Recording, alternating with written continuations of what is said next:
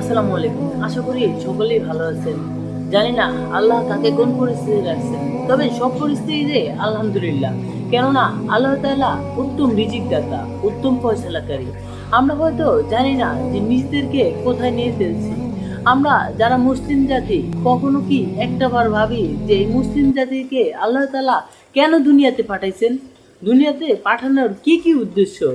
আমরা মুসলিম জাতি যদি আল্লাহ তাআলাকে জিজ্ঞেস করি, কোরআনকে জিজ্ঞেস করি, কোরআন বলে তোমরা এসেছ দুনিয়াকে চেঞ্জ করতে, তোমরা এসেছ পুরো দুনিয়াটা পরিবর্তন করে দুনিয়াতে আলো জ্বালাতে, তোমরা এসেছ দুনিয়াতে আল্লাহর কোরআনের বাণী পৌঁছে দিতে, তোমরা এসেছ দুনিয়া থেকে ধ্বংসের নীলাখালাকে দূর করে দিতে, নোংরামি খারাপ দূর করে দিতে। কিন্তু সেই তোমরাই কি না আজ ইসলামকে ভুলে যাচ্ছ? আজ লোভ লালিসায় নিজেকে শেষ করে দিচ্ছ। কেন করছো এইসব?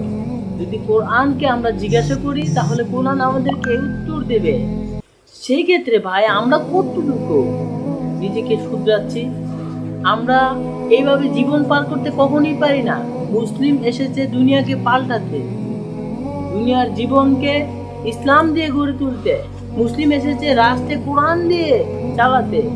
তাহলে সেক্ষেত্রে আমরা কতটুকু মুসলিমত্ব পালন করছি? আমরা আল্লাহ তাআলার কতটুকু আনুগত্য করছি? আমাদের অন্তরে আল্লাহ তাআলার প্রতি ভালোবাসা আছে, সবার আছে, সবার অন্তরে একটু না একটু ভালোবাসা আছে। কিন্তু আমরা ওই ভালোবাসাটাকে কেন কাজে লাগাচ্ছি না?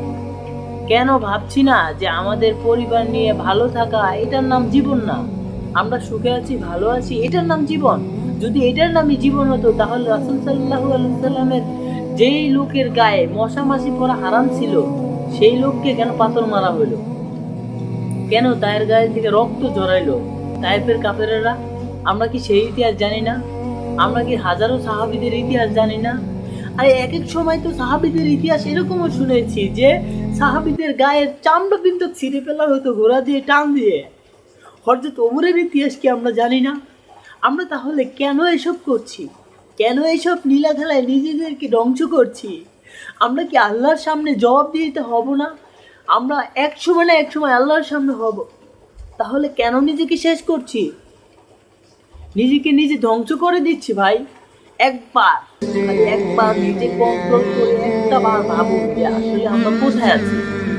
আমরা এসেছি দুনিয়াকে পরিবর্তন করে। আমরা সেই জাতি যে জাতি আল্লাহর বাণী স্বয়ং সবার কাছে পৌঁছে দিবে। এখনকার জমানায় ভাই নবীজি নাই। নবীজি বলে গেছে যে তোমরা আমার কাজ করবে। তাহলে আমরা অন্যের দিকে, অন্যের সরকার চাইলে অন্যের খারাপ পাবি, অন্যের কেন ভাই? এসব অন্যেরটা ভাবাই কি আমাদের কাজ? আমাদের কাজ নিজেকে পরিবর্তন করা প্লাস অন্যকে পরিবর্তন করা, সমাজটাকে পরিবর্তন করা, রাষ্ট্রটাকে পরিবর্তন করা, পুরো বিশ্বটাকে পরিবর্তন করা।